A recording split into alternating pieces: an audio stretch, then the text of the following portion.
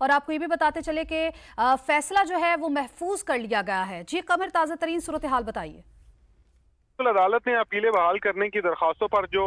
फैसला है वो अब महफूज कर लिया है और इसमें जो प्रोसिक्यूटर जनरल नैब हैं एहतशाम कादर, उनको भी सुना गया था, जबकि मुस्लिम लीग नून की जो लीगल टीम थी उनसे भी इस हवाले से तमाम चीजें पूछ ली गई थी। अब अदालत ने अपीलें बहाल करने की जो दरखास्तें इन पर फैसला महफूज कर लिया और ये कहा जा रहा है कि कुछ ही देर बाद ये फैसला सुनाया जाएगा कि आया ये जो अपीलें हैं ये समाअत के लिए यहाँ पर मंजूर की जाती हैं कि नहीं। इस हवाले से जो प्रोसिक्यूटर जनरल नैब है उन्होंने क्योंकि पहले ही कह दिया था,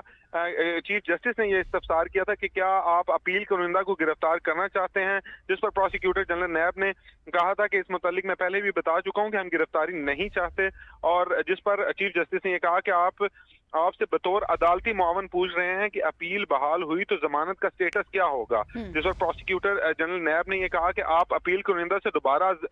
जमानती मचलके ले लें तो उसके बाद इस चीज का फैसला कर लें। जिसके बाद ये बात जब प्रोसिक्यूटर जनरल नैब एहतशाम कादर जो हैं, जब उन्होंने ये बात की कि आप अपील कुनिंदा से दोबारा हिफाजती जो जमानती मचलके हैं वो ले लें, तो अदालत ने अपीलें बहाल करने के हवाले से दरखास्तों पर फैसला जो है वो महफूज कर लिया और ये कहा जा रहा है कि कुछ देर बाद या अभी इस हवाले से फैसला जो है वो सुनाया जाएगा, जिसमें इस चीज का ठीक फैसला है, होगा फैसला कि महफूज कर लिया है और कुछ ही देर के बाद ये फैसला सुनाया जाएगा। कमर, ये बताइए, पिछली समाअत पर हमने देखा कि कारकुनान की बड़ी तादाद वहां पर मौजूद थी, आज क्या सूरत हाल है?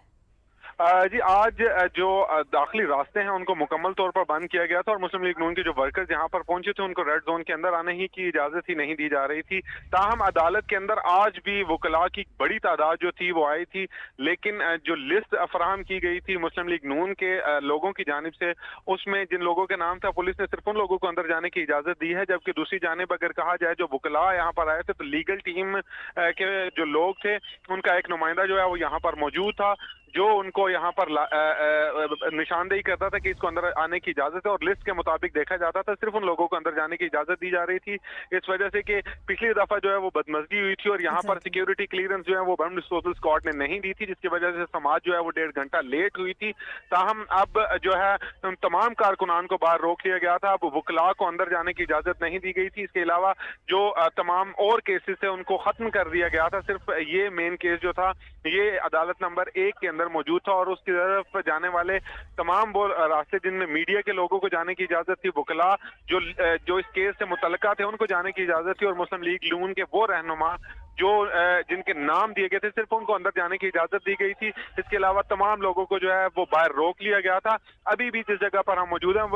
मुस्लिम लीग नून के वर्कर्स की बड़ी तादाद यहाँ पर नारेबाजी कर रही है। ताहम कहा जा रहा है कि अभी कुछ देर बाद जो है वो यहाँ से साबिक वजीर आज़म नवाज शरीफ जो है वो निकलेंगे, ये उनके इस्तकबाल के लिए यहाँ पर मौजूद हैं और यहाँ पर जो गाड़ियां हैं वो लगा दी गई हैं। यहाँ से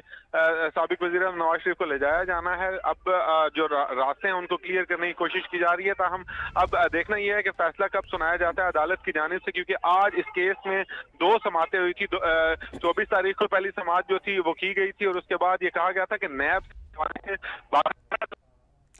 ठीक है कमर, आप हमारे साथ मौजूद रहिएगा।